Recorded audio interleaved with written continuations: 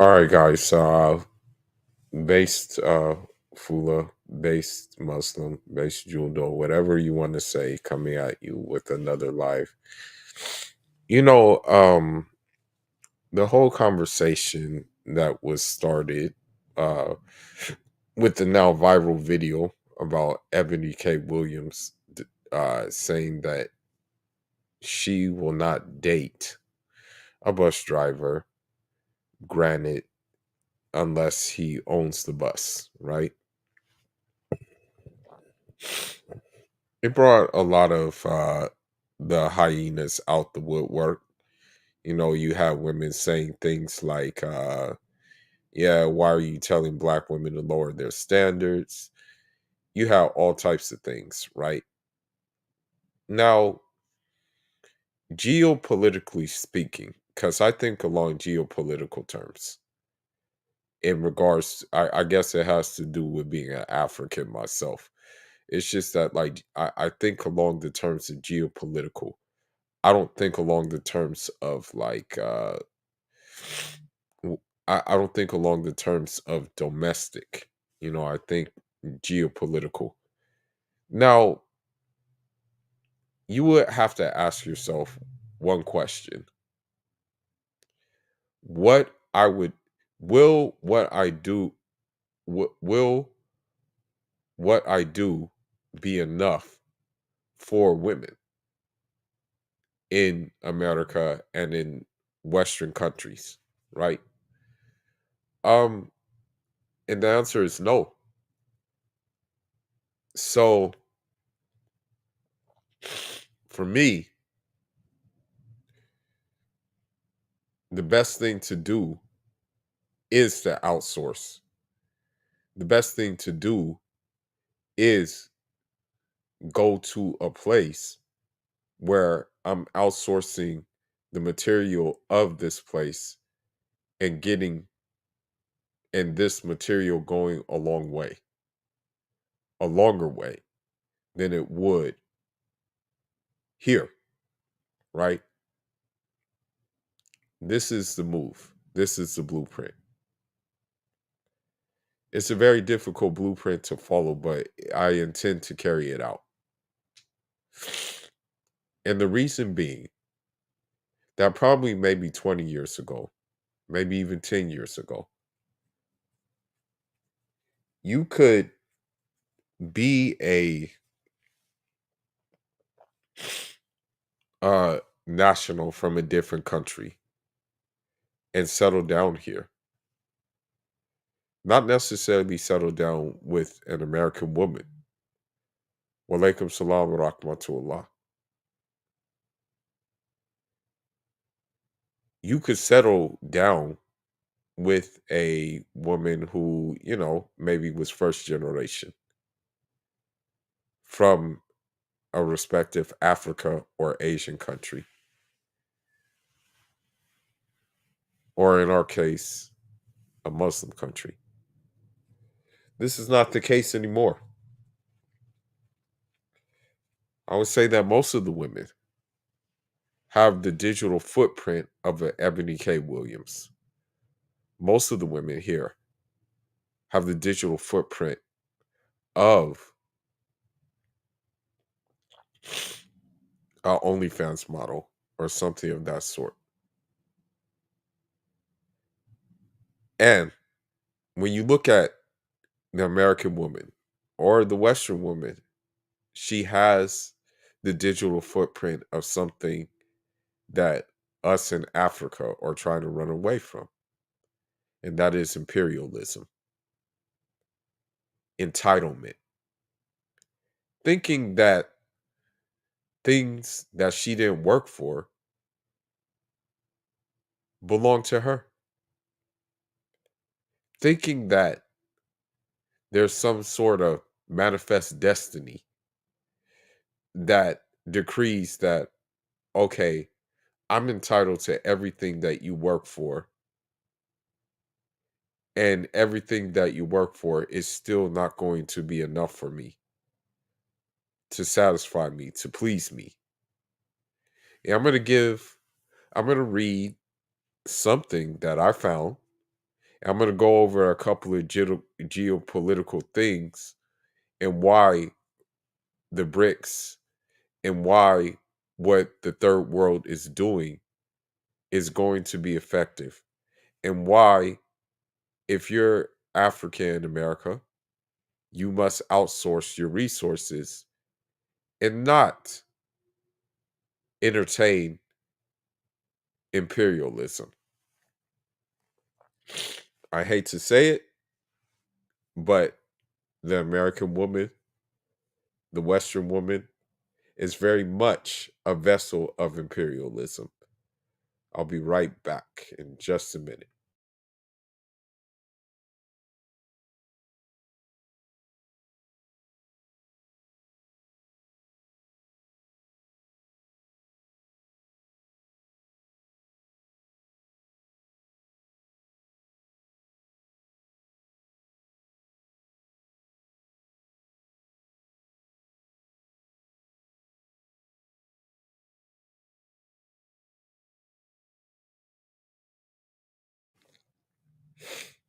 Okay, so I'm going to read something.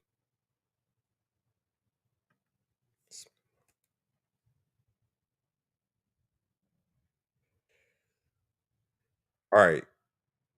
Ebony K. Williams shook things up when she joined the cast of The Real Housewives of New York. In 2020, Williams' addition to the show made her the first African American cast member to take part in the New York based spinoff, um, which first premiered in 2008. Following her addition, the attorney spoke to Essence about joining the show and her hopes as a housewife. The franchise historically has not had black lens, and now it will uh, for the first time in 13 years, Williams said. I'm beyond. I'm thrilled. I'm honored. It is my great hope that my presence on this show will do it justice, but do black women justice, do our culture justice. Now, I want you to keep in mind when you see people like Ebony Williams, when you see like these, these people trying to get into these spaces, they are very much like petite bourgeoisie. They're like just basically a simulated class of like imperialists. You know what I mean? These are the type of people where like if you, for example, like let's say we're her, and it could be the best food. This is the thing. It could be the best, most authentic food. But if it's not at a five-star restaurant, it's not good enough. For example, let's just take I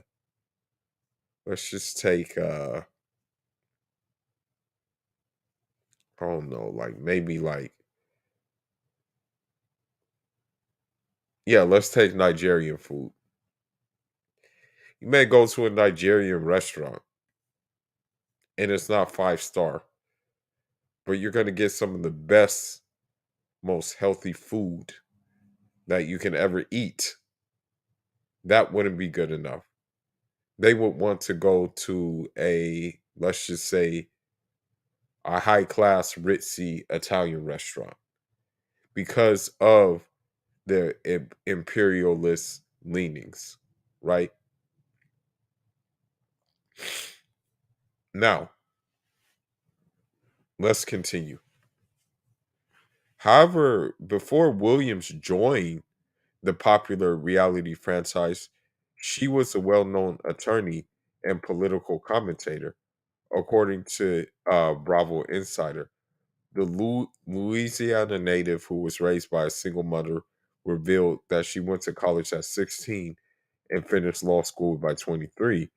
And while Williams was has since built a extremely lucrative career, she once faced a bit of legal trouble, which resulted in her arrest. Now, granted, you would think as a lawyer and everything, she wouldn't get arrested for what she was arrested for, what I'm about to read. Okay. And apparently, this hasn't really done dividends for her education and things like that. And also, I hate to say it, and I'm just going to say it. Um, her at 40 years old and not chosen for says a lot as well. Okay.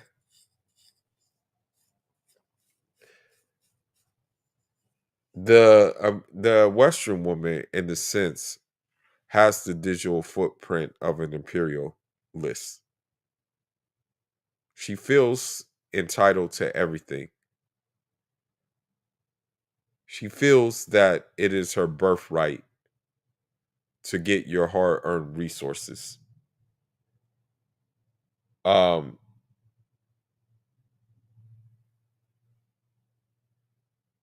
Now, with that being said, you must fight back and you must come with an alternative. I'm going to plug everything together with BRICS and what's happening in the global shift with a few commentaries. Now, men are leaving, right? Men are outsourcing. Men are deciding they're done with Western women. However, because of this, there is fear mongering and there is fear tactics in regards to this matter. Now, when you look at it, they're doing the same thing with BRICS. They're fear mongering, saying that, oh, it's not going to be successful, saying that, oh, it's going to like sink and crumble down. They're doing the same thing. I had to stay quiet with what I'm doing when I told a few people what I am doing because little did I know these people were chameleons and they share the same talking points, the same sentiment as the Western women who I thought they didn't want to be a part of. But let me continue.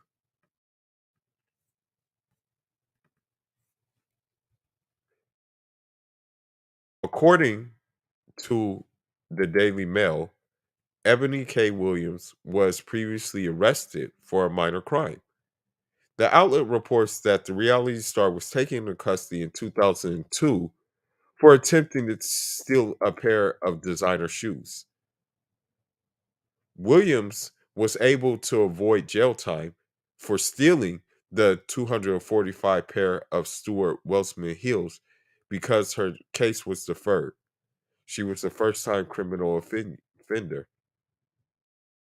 Despite the incident, Williams was able to amass a successful career. Now, the fact that she's a lawyer and she's stealing shoes goes to tell you a lot. Number one, like America and the West in general, she felt a sense of entitlement to something that did not belong to her.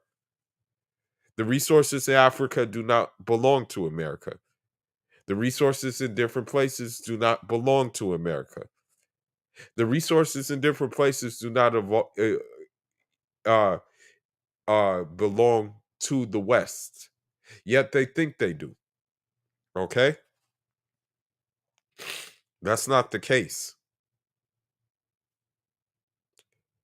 And this is the problem with a lot of these women and with Americans in general and with the West in general. They think that everything belongs to them, and it doesn't.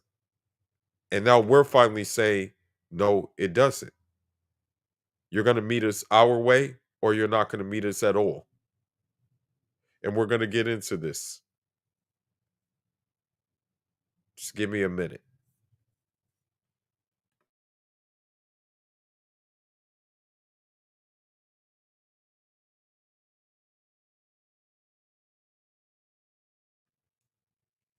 Excuse my my situation.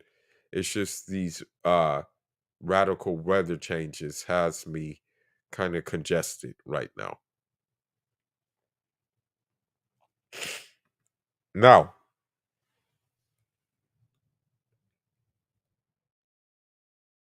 she started off as a public defender.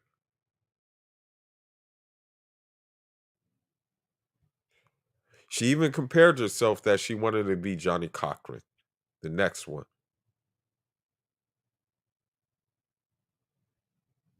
She then started doing as I guess, a corporate lawyer after that. Or actually, she downgraded. Instead of being a corporate lawyer, she decided to be a public defender. So now, with that being said, you see what type of person she is, you see what she's about, and you see what what type of country America is and what it's about. And with the information you have, you must move accordingly. And so, for me, inshallah, my way is the BRICS way. Now, let's get into something else. Now, women were getting at Ayana, right? They were getting at Ayana,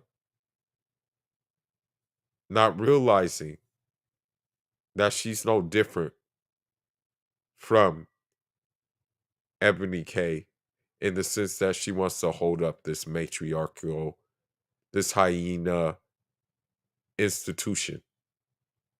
And I'm going to show you why.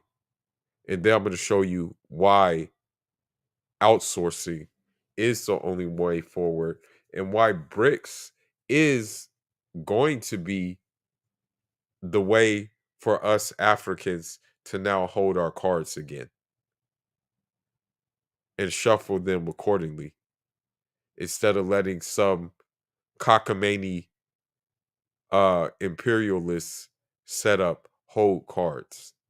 America very much is a failed state. When you go to certain metropolises, it looks like a zombie apocalypse. It looks like a Mad Max movie. Yet, America is good at marketing itself as the best. When you look at modern women in the clips I'm about to play, they market themselves as the best, but really are the worst. Now, let's get into some things. I'm going to share my screen.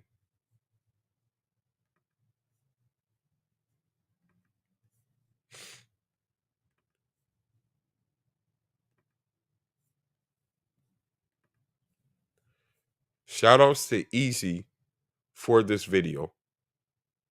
Okay.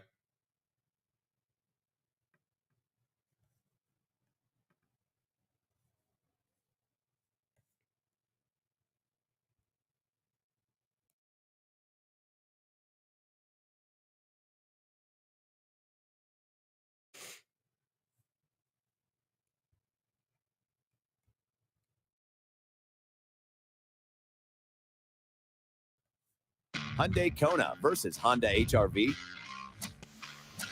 Hyundai Kona wins.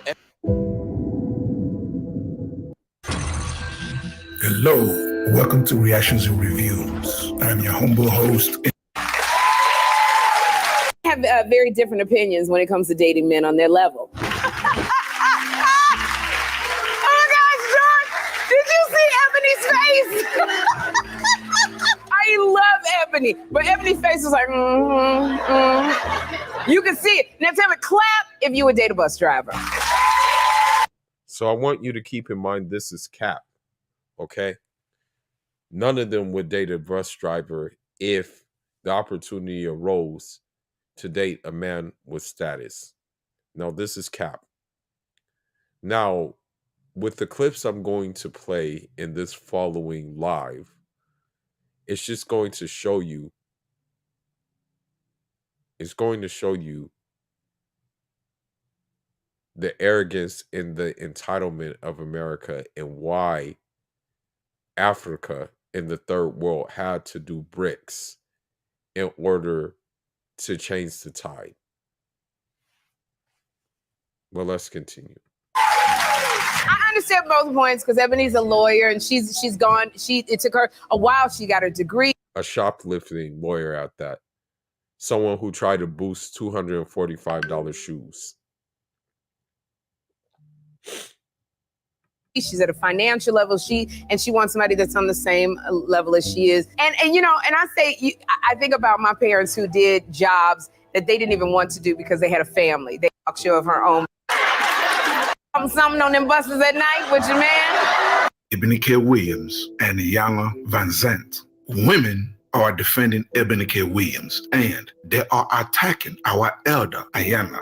The other reason we are doing this special edition is because recently I sparked an international conversation by asking Ebony K. Williams what I thought was a very simple question.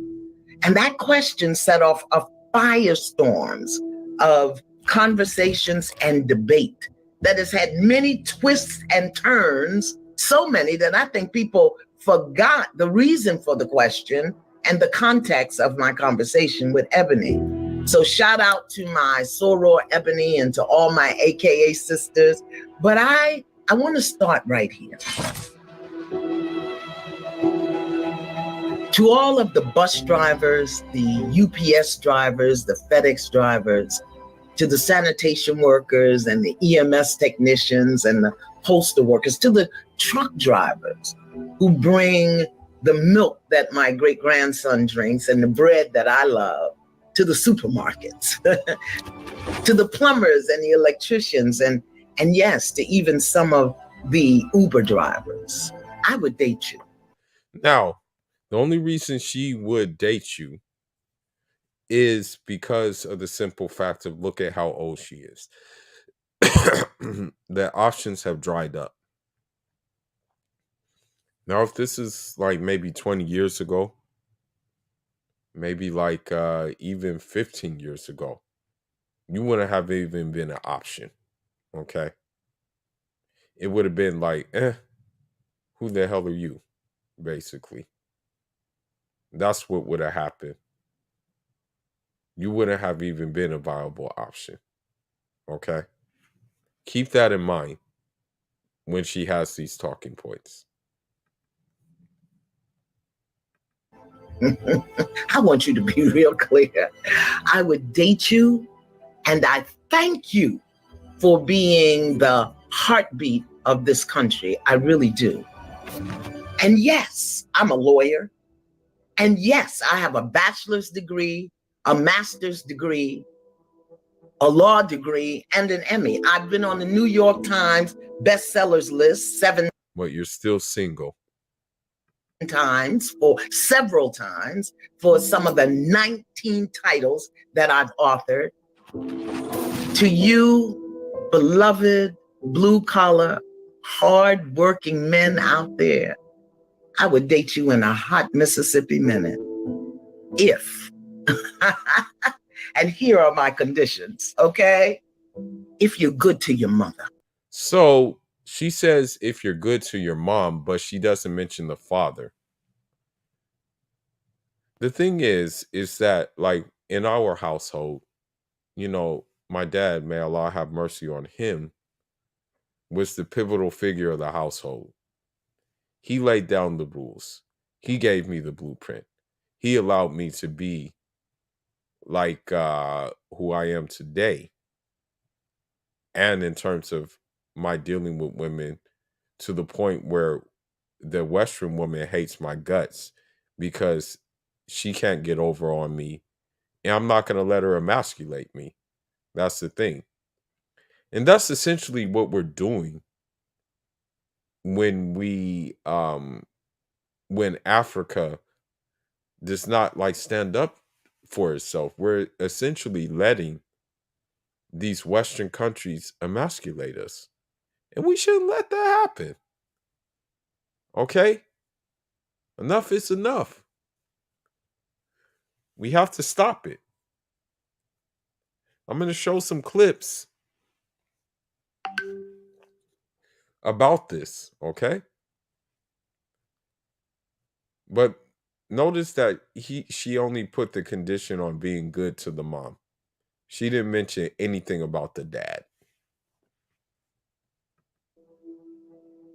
And if you are in good relationship with the God of your understanding, and if you take care of or have taken care of all of the children you sired, and if you treat me well, yeah, I would date you, because I believe those are good ingredients. And if you have good ingredients, you can make a great meal. Together, grow together, build together, evolve together, create together with good ingredients. Now, ironically, that's the same lie. Walaikum salam rahmatullah. That's the same lie that they sell us in Africa when they try to do these geopolitical partnerships. But they're basically one-sided. So you look at the women in America, and what you're dealing with is one-sidedness, okay? That's the whole problem. That's why we're in the situation we're in. It's because it is a one-sided deal, okay? Now, we have the alternative.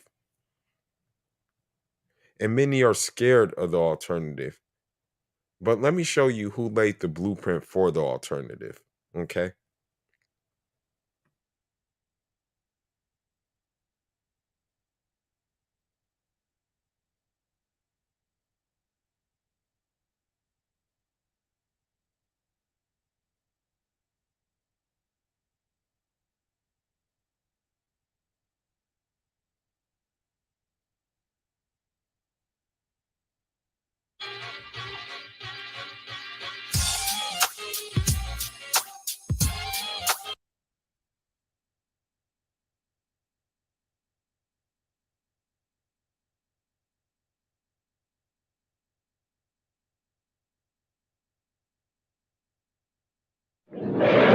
Nous estimons que la dette s'analyse d'abord de par ses origines. Les origines de la dette remontent aux origines du colonialisme. Ceux qui nous ont prêté de l'argent, ce sont ceux-là qui nous ont colonisés. Ce sont les mêmes qui géraient nos États et nos économies. Ce sont les colonisateurs qui endettaient l'Afrique auprès des bailleurs de fonds, leurs frères et cousins. Nous étions étrangers à cette dette. Nous ne pouvons donc pas la payer. La dette, c'est encore le néocolonialisme où les colonisateurs se sont transformés en assistants techniques. En fait, nous devrions dire qu'ils se sont transformés en assassins techniques. Et ce sont eux qui nous ont proposé des sources de financement, des bailleurs de fonds internes que l'on emploie chaque jour, comme s'il y avait des hommes dont le bâillement suffisait à créer le développement chez les autres. Ces bailleurs de fonds nous ont été conseillés, recommandés. On nous a présenté des montages financiers alléchants, des dossiers.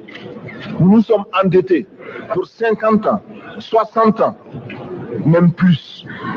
C'est-à-dire que l'on nous a amenés à compromettre nos peuples pendant 50 ans et plus.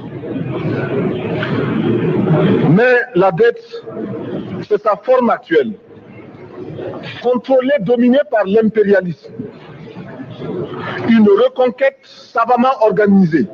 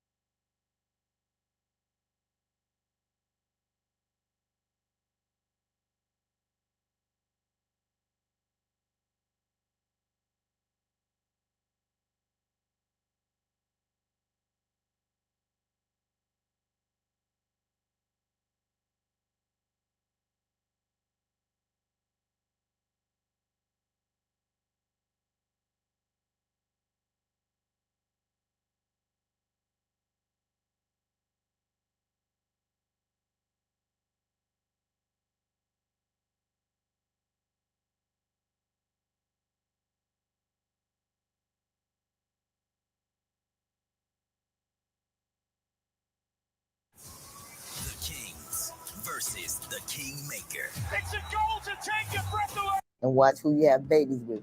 When he stops, is his insurance payment. Goes to court, does what he's got to do. Getting a shaft with no Vaseline. And now, let's take a look at the dark side of why you should be careful who you have kids with. I'm a repo guy. I don't hide it. This scenario that I've seen time and time again, not necessarily in Ontario where I live, but in Alberta.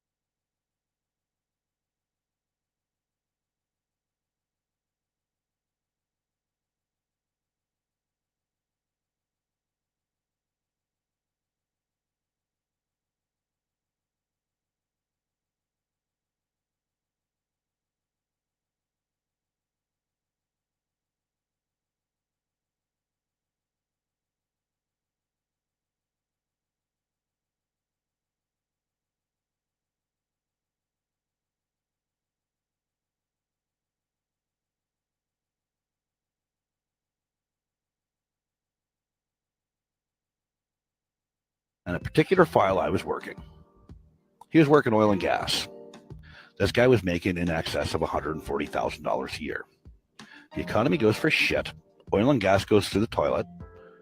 Buddy loses his job. Company shuts down. Does what he's got to do. Takes a job at $60,000. Well, that shit ain't good enough for the rig pig that he hooked up with. 2 kids. She buggers off. Goes to court. I want child support. Your Honor, last year he made $140,000. That is what his child support is based on.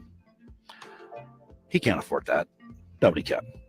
Because he went from $140,000 to $60,000. He's doing the best he can. He loves his kid. So he's got some decisions to make. Make his truck payment, his insurance payment, his house payment, whatever other payments he's got to make. First one he stops is his insurance payment. Driving with no insurance.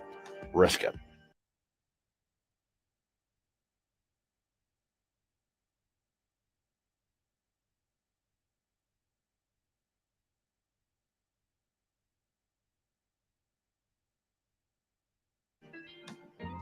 The second thing, he loses his place to live. Now the guy's living in his truck.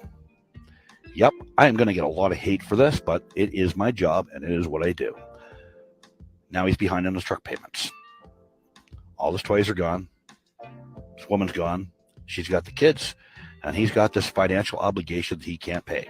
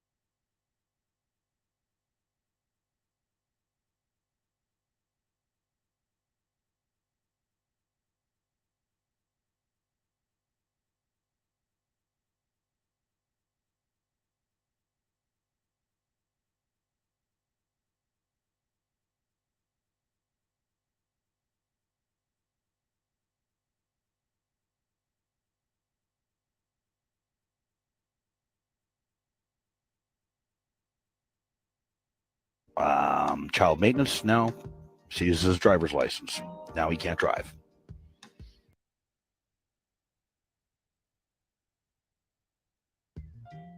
Can't work because he can't drive.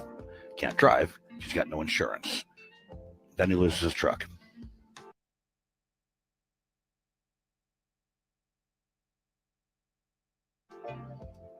Now, I kept in contact with this guy because he was a really decent guy. A couple of weeks after I lost contact with him, I found out he himself.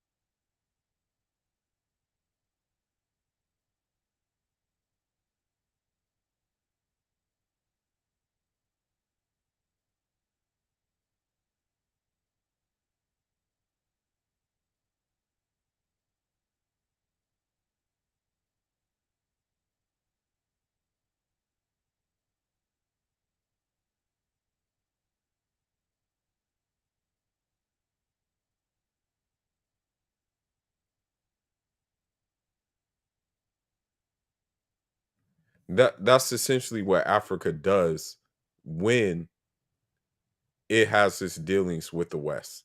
It essentially deletes itself because when you have these foreign companies in Africa, Western companies taking, and they can't provide the basic necessities for the people, what do the people do? They turn against each other. They go into survival mode, right? And when they go into survival mode, unfortunately, there's a lot of casualties. And most of the time, this quote unquote survival mode is disguised as tribalism, when really is survivalism more than tribalism. Do you think, for example, that if all the wealth was distributed equally, that there would be like a tribalism problem like that? You would probably have like a couple of jokes or something like that, but it wouldn't be to the extent of what it is now. The thing is about this situation, it's sad because the woman probably does not care that he deleted himself. But now the kids are deprived of their father. And not only are they deprived of the father, but now they're deprived of the father's resources because, I mean, I hate to say it, but he met his Lord now. You know, he met his Lord, so there's nothing that can be done in this situation. Now, let's look at it from an African standpoint.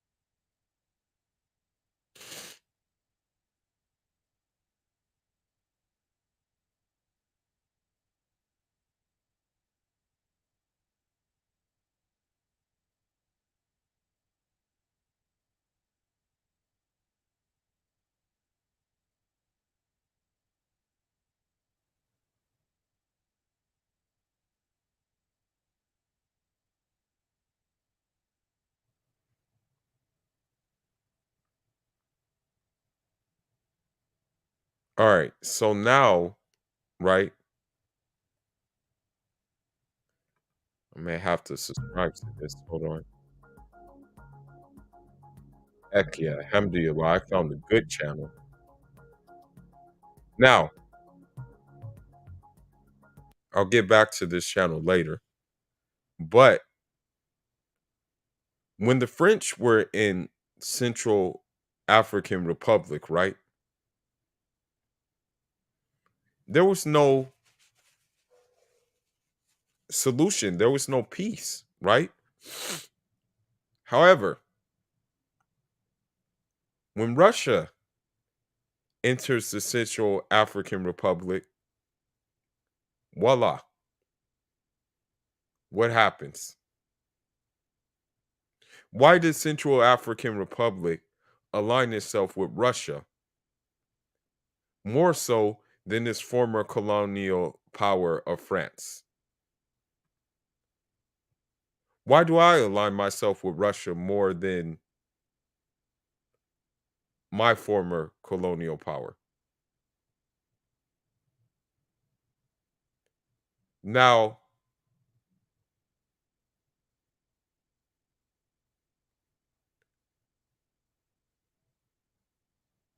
with me,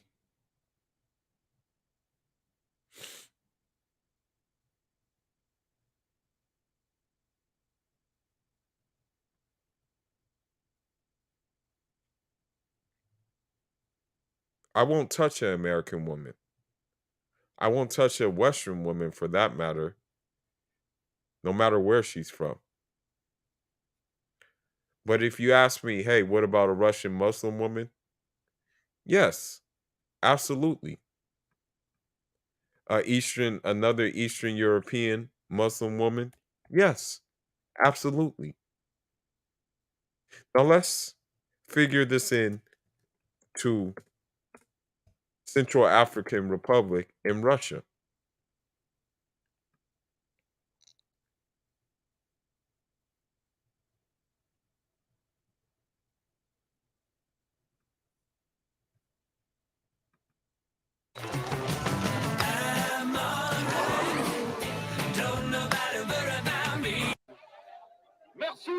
More than 100 people participated on Saturday in Bangui, the capital of the Central African Republic. So, these Pan-Africanists will be like, oh, you're still aligning yourself with the white man and stuff like that. And like, and the same with American women too. Oh, you're selling out this, that, and the other. Oh, the black love, blah, blah, blah, blah. Shut the hell up. Okay? Just shut up. Now you see here in Central African Republic, they call Russia a friend. Why? Russia doesn't have a history record of taking diamonds from Central African Republic.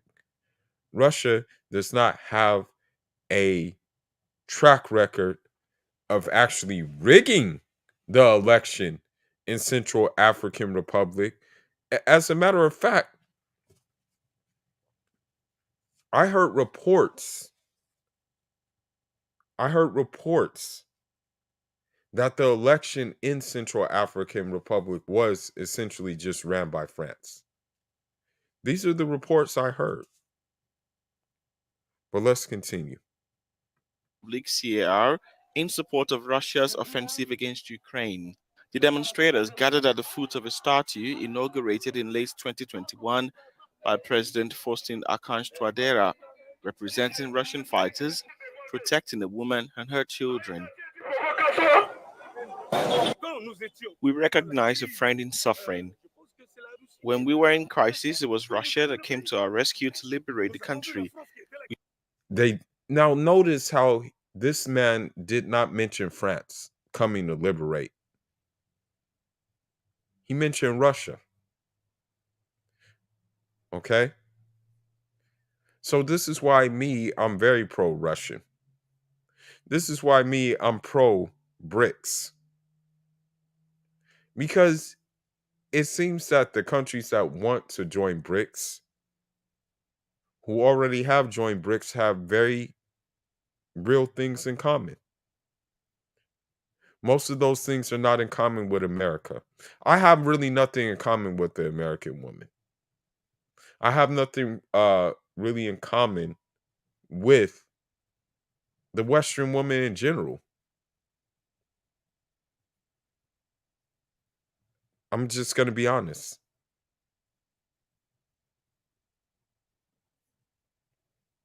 Now, listen to this man say that it was not France that helped, but it was Russia that helped them out of their turmoil. Now, granted, there's probably still turmoil, but it's probably ironed down a lot more than it was before, because I'm gonna be honest, people were getting butchered in Central African Republic. The UN did not even protect the Central African Republic. As a matter of fact, I think the UN added in the atrocities in Central African Republic. But let's continue. We saw France, which was there but did nothing, and France continues to bully us. We have to tell certain truths today. Russia is coming to liberate us. Now we are free, and we must support Russia at all costs until our last breath. Russia came to our country in the moment of crisis. Our country has suffered. Our country has been mistreated by the rebels, and that is why we came to support Russia. Many waved Russian and Central African flags in the heart of the capital near the university. On Wednesday, the CAR abstained during a vote at the United Nations General Assembly of a text that demanded that Russia immediately cease the use of force against Ukraine. Now,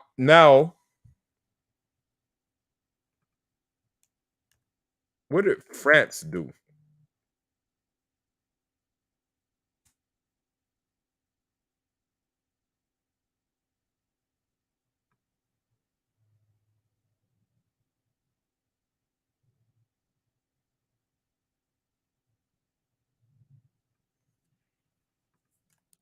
Hold on.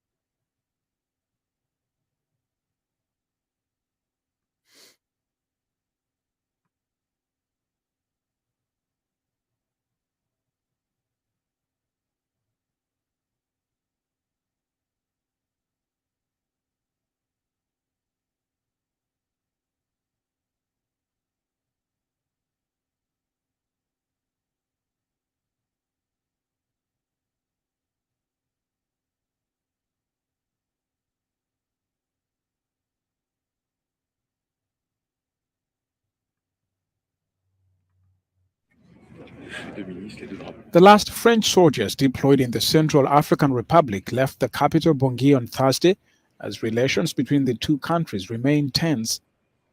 A plane carrying the 47 soldiers took off from Bangui at around midday local time.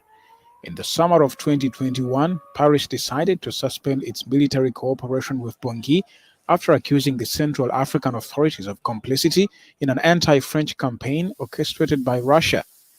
Good. Okay? Good. Good. And that's how it has to be with these nut colonial powers. I hate to say it, and many people will take it the wrong way. But the only thing the West is good for is infrastructure, which unfortunately it comes off the backs of my home country, unfortunately, and other nations. That's the only thing West is good for, is infrastructure. Healthcare, it leaves a lot to be desired. As a matter of fact, what's kept me around so kind of steady is holistic and herbal concoctions that I still have from back home. As a matter of fact, there's one even meat dish that has a herbal concoction that can do you well. I'm thinking about even cooking it this week. But that's the only thing that the West offers, is infrastructure. Other than that, it's not really good for much. Other than that, it's not good to raise a family in. Other than that, it's not good to invest in. When we look at it from the long scheme of things. Believe it or not, many people don't know this, but most of the cars you see in Africa, there are no car payments. Most of those cars are owned by people. But ironically, the car that depreciates here in the West actually appreciates in Africa. Now, let's see what happened when Central African Republic said enough is enough. And I think they'll probably want to join BRICS sooner or later. I mean, they have natural resources up the yin yang. But let's continue.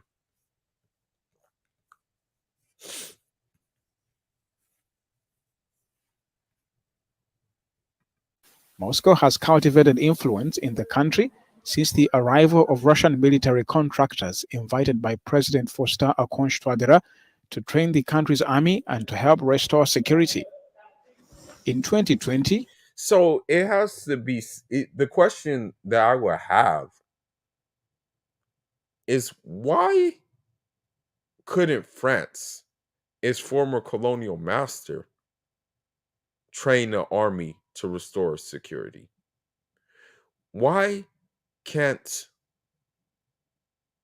for example, America, who sets up military bases in Africa, why don't they train troops for security? Oh, I get it. Because they're stealing. That's why. Facebook accused both Moscow and Paris of running rival disinformation campaigns in Central African Republic, Mali, and other countries in West Africa. France, a former colonial ruler in Central African Republic, had deployed more than 1,000 soldiers to the country in 2013 after an outbreak of a civil war. All right, now, let's look at the rest of Francophone-speaking Africa.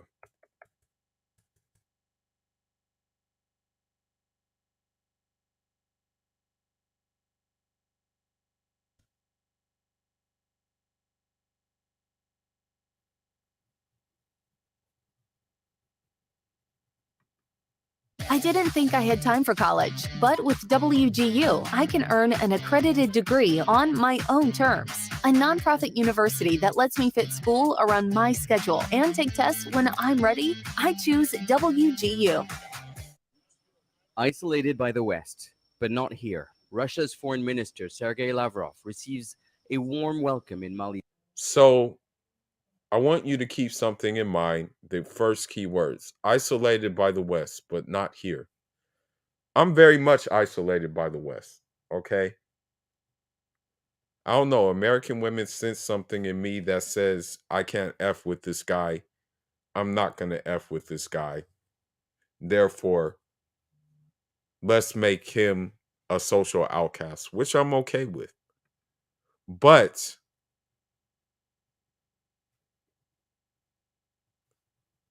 people in Bosnia, people in Russia, people in Kazakhstan, people in my home country and neighboring countries say, we welcome you with open arms. We see your value. We see what you can add, and we welcome you. Which is why my whole focus is those places and not here. The only thing you can take from here is the resources and outsource those resources to a certain place where, number one, you can live cheaper. Number two, you can live safer. Number three, family life. But let's listen. Mali's capital Bamako, greeted by Abdoulaye Diop, the country's foreign minister.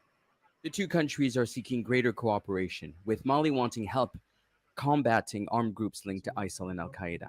So you have to ask yourself this question too. Once, unfortunately, our unfortunately, our great nationalist countryman, uh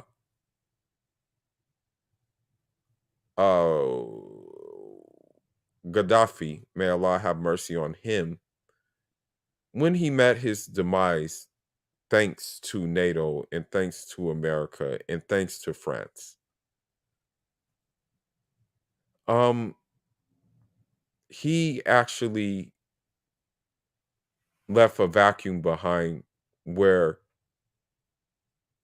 armed groups were released from the prisons of Libya, and also the weapons reached West Africa, meaning Nigeria, Mali, Burkina Faso, Mauritania. Once these armed groups were armed, Mali decided to do what was logical, which would be to ask France for help. But in its campaign, right? In this campaign, it didn't add any stability. It didn't help anything.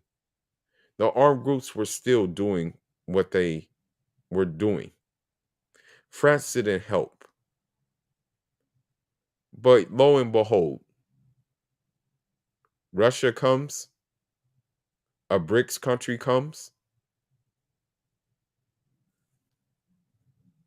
And here's the thing about BRICS. I think BRICS understands that by having kind of like a mutual respect for a country you're dealing with, it enables itself to like basically have easier access to that country's resources because the country knows it's going to get something in return. The country gets something in return, not just one person. And so that's why this BRICS thing is catching flight. Last year and the start of this year, cooperation in military and military technical areas was given a new page in their development. A large consignment of Russian aviation technology was sent, thanks to which Mali's army was able to conduct successful operations against the terrorists who remain active on their territory. The Malian army hired hundreds of Russian fighters from the Wagner Group in December 2021 to regain control of lost territory. It's been unhappy with the decade-long presence of the largest and most expensive UN peacekeeping operation. 5,000 French soldiers left last year as relations with Paris deteriorated. But and as they should, because let's be honest, the UN, NATO, they really don't want peace. And that's the same thing with the modern woman. She doesn't want peace, bro. They really can't essentially function in peace. So I relate a man's plight to Africa because number one, I'm an African. And number two, they follow similar patterns. You have one player that just wants to take, eat, not give anything in return. But then you have another player who says, okay, I'm going to meet you. I'm going to meet you. I'm also going to give you the resources, or not the resources, but maybe the manpower the training needed so you can do it yourself. But let's go. Violence has continued. Millions have been forced from their homes. Our brothers that we left behind are suffering enormously. They want to flee, but the humanitarian situation has deteriorated. People are so scared because there is no one out there to protect them. Armed fighters are ruling areas where the state is absent. Independent human rights experts have accused Russian mercenaries and Malian forces of possible war crimes and crimes against humanity. They always do that. They always do that to the bad guy. They always do that to the quote unquote bad guy. When these things are unbased and like there's no evidence. That's the thing. They always say these things. Listen, they put Cuba as a terrorist country. And all of this is unbased. Like they have no evidence for what they're saying. They always do this. Following a briefing at the UN Security Council last week, Mali threw out the UN peacekeeping mission human rights chief, accusing him of bias. Over the last year, the country has expelled several international diplomats, accusing them of meddling in the country's affairs. Now it's seeking better ties with Moscow, seen as a foe to the West, but not to many countries in West Africa. Lavrov's visit to the region comes at a time when Russia appears increasingly isolated in the West. But for countries in the Sahel here, Russia appears to be a better alternative to France, the former colonial power, whose forces have so far failed to bring stability and peace to the region. But at what cost? Russia wants access to Mali's minerals, and Mali needs greater military cooperation, access to wheat and fertilizer. Mali is increasingly isolated. It sees Russia as a partner as it faces a mounting security and humanitarian crisis. So, I think there is a mutual exchange here, right? That's what needs to happen. The problem is with the West, you're not getting a mutual exchange. Now, Russia, I'm pretty sure if it did have if there's access to some of the resources of Mali, right?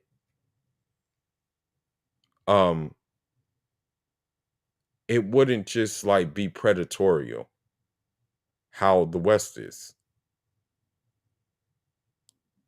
I'm pretty sure it would be mutual. Because I'm going to be honest, there is no mutual exchange when it comes to the West and it comes to places like Mali, places like Nigeria, places like freaking what it wanted to do in Venezuela, these type of places. But now let's look at this.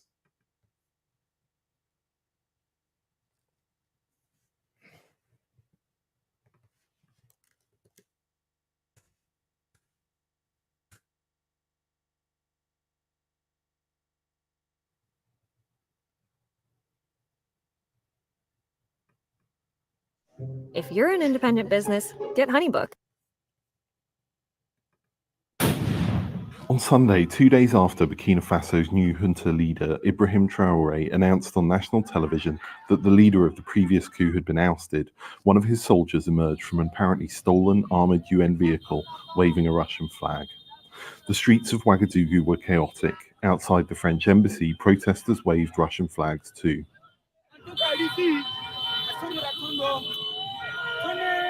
Russia will help us because of the bloodshed and suffering of our military, because of some politicians who only offer bad governance. We want Russia. At the embassy, they pull down razor wire and throw burning projectiles over its walls. French forces inside retaliate with tear gas and a volley of warning shots. The protesters run for cover. France has partnered with Burkina Faso in its nearly 7-year war with Islamic State and Al-Qaeda-linked militants. But anti-French sentiment is rising. Many now think Russia is better suited to solving Burkina Faso's security problems. Evgeny Prigozhin, founder of the controversial Wagner paramilitary group, has expressed support for the new junta leader. According to the AFP news agency, Prigozhin said Traoré and his men have done what was necessary for the good of the people. Ismail Sawadogo, who runs a shop in Ouagadougou's suburbs, supports Russian intervention. Russia has weapons and also a vision that will help Africa. That's why we want them to commit while passing our fight. What Russia is doing in Mali is good, and we know that will be okay. Yes, security in Mali has improved. So a key word here was said that security in Mali has improved under Russia, a BRICS country. Now, when you ask yourself, did security improve under America? Did security improve under Mali? I mean, excuse me. Did security improve under France? Did security improve under Great Britain? And the answer is no.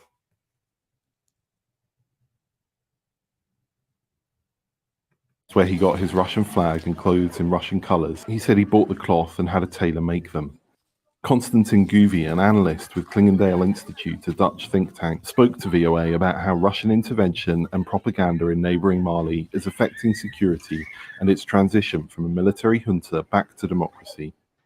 What we see in the case of Mali is that pro-Russian content tied to Russia. So you see this guy, a cuck, right? And I think a French cuck at that. Of course he's going to talk against it because guess what? His hand is being taken out of the cookie jar. So yeah, of course he's going to be against it. Everybody knows why he's against it. Of course.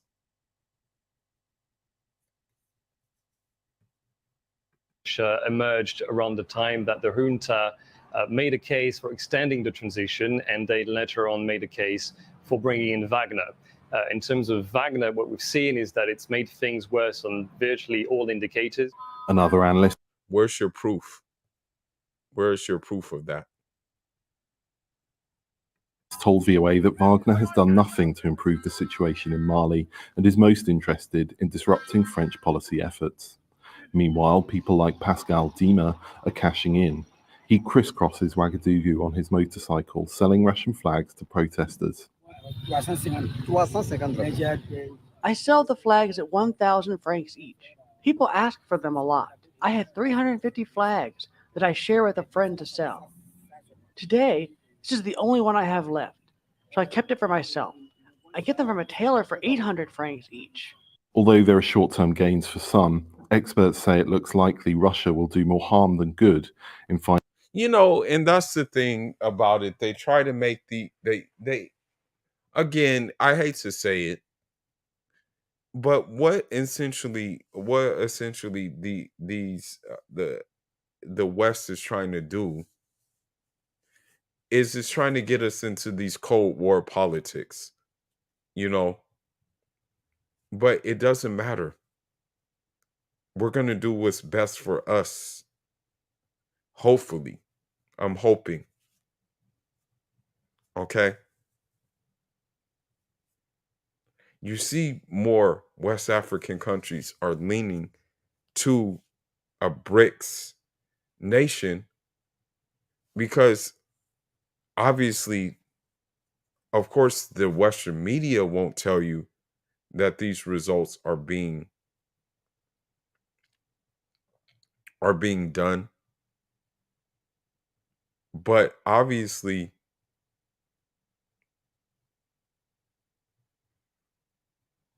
there's progress that has been made.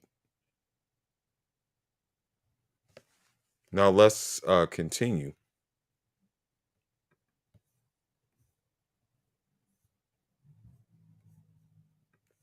Now, another country who has had Russian leanings.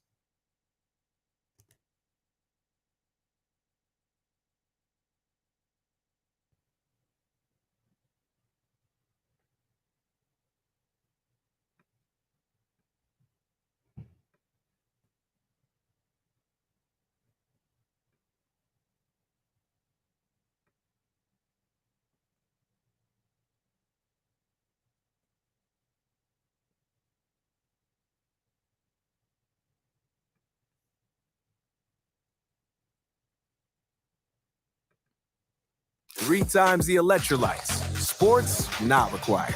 Liquid IV, real hydrated. Current chairman of ECOWAS, Umaro Sissoko Embalo, Although he's incompetent, and this is unfortunately, I have to call him my president. You know, I really don't want to call him my president, even if he's from the same tribe as I am. Uh, you know, he's headed in the right direction in terms of this move. was welcomed in Moscow by President Vladimir Putin Tuesday. If discussions regarding wheat and grain exports were per the agenda on behalf of countries in the West African bloc, Embalo urged the Russian leader to find a peaceful resolution to the war in Ukraine. Nearly 9 months since the war between Russia and its neighbor erupted, thousands have died, and its consequences continue to disrupt the global economy. The war has indeed hurt growth and contributed to raise prices around the world. According to estimates by the International Monetary Fund, global inflation will peak at 9.5% this year, but it will bite hardest in developing countries. President Putin hailed Russia's and Guinea-Bissau's long-lasting friendly relations, adding, I'm very happy that we have friendly relations. that he hoped to further develop trade, economic, and humanitarian ties. For that matter, a second Russia-Africa summit will be held in 2023. You know what? It's very hard, but I'm thinking of going to that African summit if I can. As a matter of fact, I think I'm going to put it in motion. You know what? I am.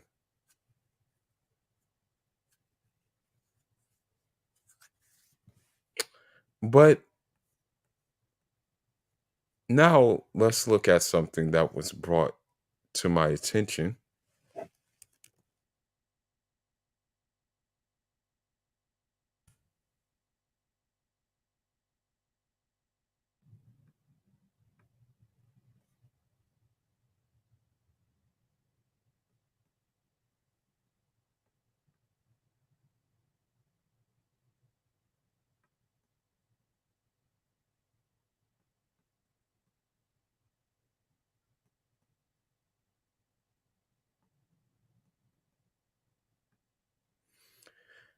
Now, one thing is, here's the problem. There's inflation here in America. I kid you not. For a trip to the grocery shop to even just buy things for, like, let's say 4 days, easy $50. Easy.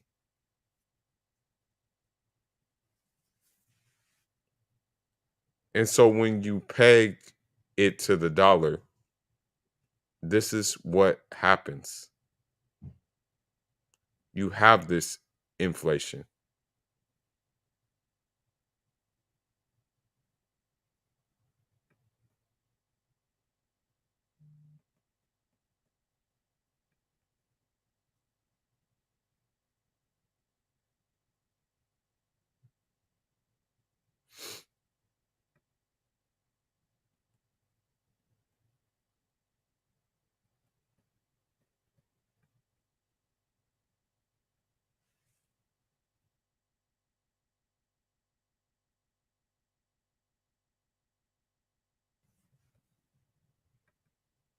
Do you want a scalable and systematic method of meeting elite men and amazing women without cold approaching and your the presidential candidate of the Yeah, to that ad, hell no. I don't want to meet any elite people here in America. The hell with you guys, to be honest.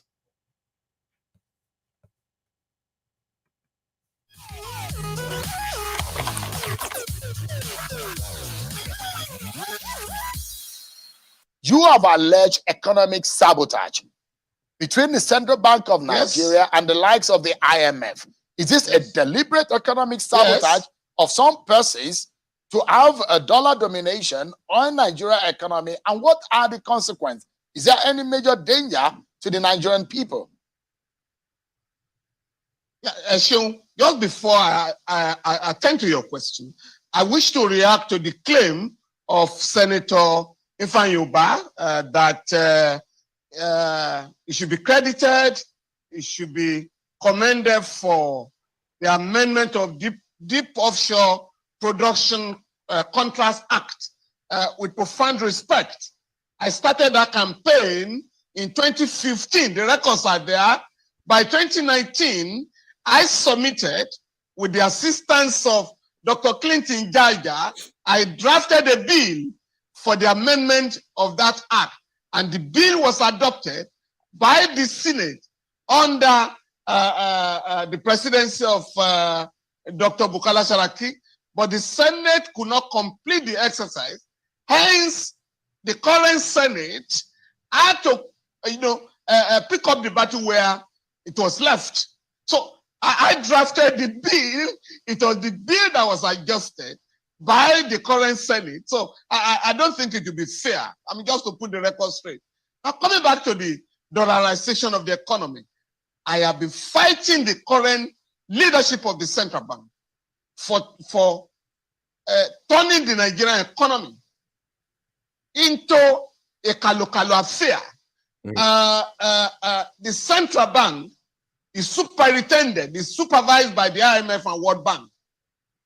And their position, the position of the Bretton Woods institutions, is that the Naira is overvalued and that the Naira should be completely destroyed. And so here you go. Economic terrorism. You know what? I'm pretty sure, unfortunately, that if the West had its way, it would probably make the American currency the currency of many African countries. I believe in Ecuador. I believe in Salvador. They use US money.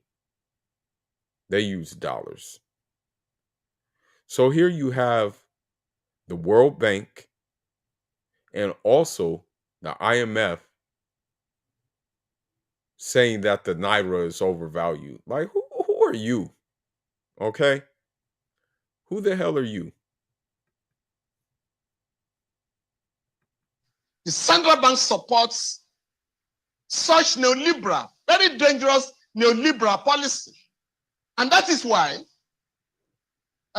Section 20 of the Central Bank Act, which provides that the legal tenders in Nigeria shall be currency notes issued by the central bank as well as coins. But today, the dollar is spent in Nigeria. Landlords collect rents in dollars in certain parts of the country. School fees are paid in dollars. And I have fought the central bank. Under what law have you allowed people, the economy to be dollarized? And the central bank has pleaded with me, oh, we are going to react to your position very soon. And that's taking some months. Now, what I'm now saying is that the world is moving. Along our campaign, the BRICS, and I'm talking of Brazil, India, South Africa, China, and India, BRICS. That body is now campaigning that it is going to have an international currency to challenge the dollar. About 24 countries have applied to join the body in their next summit that will take place in South Africa. I'm simply asking, what is the position of Nigeria? Have we reduced ourselves to the footnote of history as far as international affairs are concerned? When you look at Section 19E of the Constitution, it provides that it shall be the duty of the government of Nigeria to promote a new international economic order, and that is the one before us, i.e., that we have no business selling our oil and gas and other products in dollars. No business. And that's a fact, okay? That's a fact. And I'll take it a step further. there is no business for me, especially as a tax paying citizen, that my taxes have to go to a stupid war in the Ukraine, which was orchestrated by the West, is being continued by the West, and it's not being stopped by the West. Therefore, it's better for me to get out of the West, which I am, okay, in order to avoid having my taxes go towards this stupid war. It's better for me not to spend money, which I haven't, on dates or anything when it is not appreciated at all here. When it is only looked at as transactional, when nothing will happen after it. We are supposed to ask the buyers to pay in naira so that you can show up your currency. And that is what Russia is doing currently. China is doing the same currently. India is doing that. They are trading in rubles and rupees. And why can't yuan? Meet Grammarly Go, your go-to solution for getting quality work done quickly. Why can we not trade in naira? Mr. Falano. 5 years ago. Yes, please. Yeah, I wanted to jump in to say, now, the Dangote refinery, we understand that we officially get off the ground, it will start operations, and President Buhari will probably be on that ground to commission it. That's some good news, especially for the consumption of oil. Now that you've mentioned it, most of the monies that we spent in Nigeria as a government is also on this importation and exportation of crude and bringing it back into the country. Now, what would you be, because Buhari is going out, Tinubu will be coming in. What do you think is most important, especially for the comment that is coming in this very matter that is troubling? You see, before the Buhari regime goes, it is important to let Nigeria know that we have investment in the Dangote refinery. Nigeria invested $2.7 billion in that refinery. In addition, 300,000 barrels of crude oil will be given to the refinery per day. The agreement has not been published, but those are the highlights. Secondly, the Buhari administration very belatedly had earmarked $1.5 billion to fix the Port Harcourt refinery. We understand the refinery will come on stream this year. For Warri and Kaduna refinery, the government has also paid contractors $1.4 billion. Now, when these refineries, are turned around, and then with our investment in the Dangote refinery, I believe that the incoming government will have to set up an inquiry to find out why the government claims to have spent trillions of naira on importation of fuel, and that the bulk of the fuel imported is smuggled out of the country. But the Comptroller General of Customs, Colonel Hamid Ali, has said publicly that it is not possible for the bulk of 68 million liters of petrol to be smuggled out of the country daily. But you will need about 2,000 tankers to do that anyway. So the government will need to investigate the monumental fraud. All right, Mr. Falano, that has been our loss. Yeah. What would be your final thought on this, and perhaps what we urgently need to do? I'm advising the government of Nigeria as soon as possible to join the BRICS, to apply to join the BRICS. Secondly, which they will, which I have a feeling they will. They will join BRICS. I have a feeling that hopefully, I've been talking about this, and I really think it is going to happen. I really think more African nations will join BRICS. You see that, we understand what's happening. We understand the shift. And so, yes, I would apply to join BRICS. Nigeria, if there's any Nigerians that are tuning into this channel, please, please, uh you know I want to say, please, what's the word,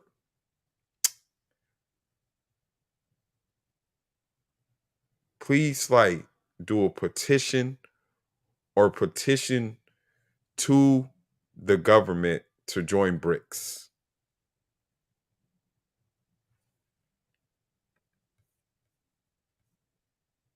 We must revive the currency swap between Nigeria and China that allows Nigerian business, men and women, to buy goods in China, in Naira, while Chinese will also buy goods in Nigeria, in Yuan. Now, in addition to that, Kenya has just signed an agreement with Aramco in Saudi Arabia to pay shillings for fuel imports.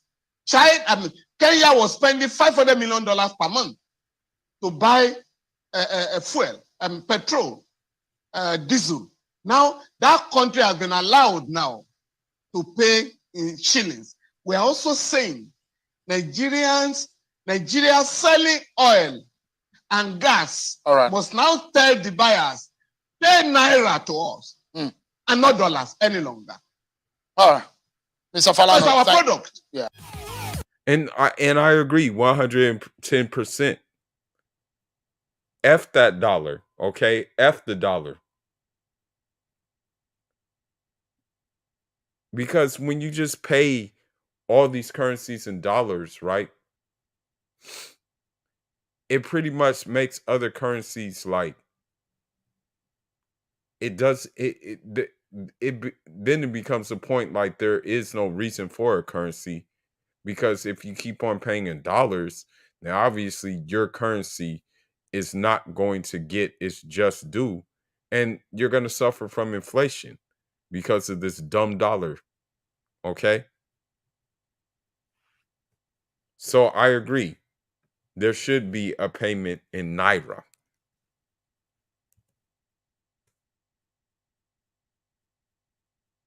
Last but not least, I'm going to do this.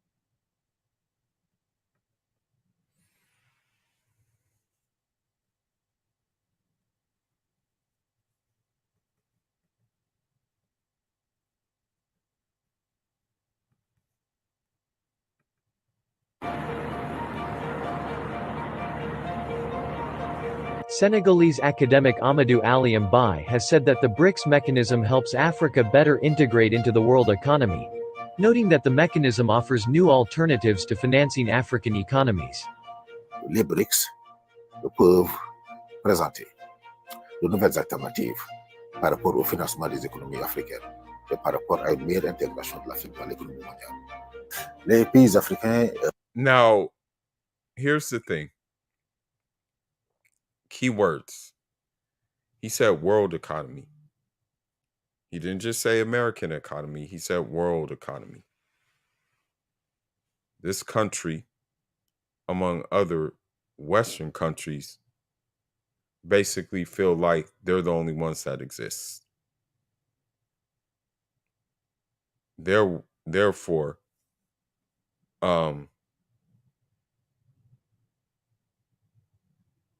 enough is enough.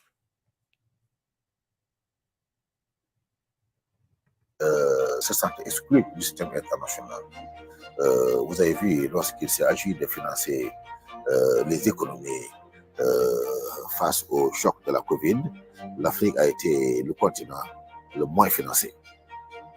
Mais à mon avis, le domaine le plus important, c'est le domaine des infrastructures. Parce que ce qui fait le développement d'un pays, c'est les infrastructures. Et les pays africains ont énormément de difficultés à avoir des infrastructures de qualité. And that's what I said before. The only thing America really has up on, like a lot of other places, is infrastructure. That's it. Other than that, like, you know, there really isn't like much to write home about this place. I'm just gonna be honest. À cause des défis de financement. Il faut comprendre que le système financier international exclut de fait les pays africains. Les agences de notation qui surestiment le niveau de risque dans les pays africains, ce qui fait que notre accès aux financements internationaux est très limité. Avec la coopération chinoise, on a des moyens de contourner ces difficultés, parce que c'est des financements qui ne sont pas liés aux notations des agences internationales. Et donc la Chine a énormément appuyé les pays africains pour relever le niveau de la qualité de l'infrastructure. Le Sénégal fait partie des pays qui en ont bénéficié. Si vous regardez par exemple l'autoroute Ila-Touba, je crois que il y a beaucoup d'autres. Again, I'm just going to say as a closing statement, you have to do what's right for you. And what's right for you is probably going to be wrong for the Western woman. I know in my case, it is going to be wrong for the Western woman because the Western woman doesn't have access to my resources. It's leaving. They're leaving. All of them are leaving. The intellectual ones, the monetary ones, and just the physical one as well. And I'm not trying to big up myself and make myself appear with kibber or pride. But you have to really look at what's right and what's going to be right for you. And the way I look at it is from those two clips, BRICS is going to be right for us going forward. For me, Hydra is going to be right. Leaving the West is going to be right for me. Okay. So with that being said, Fula signing out.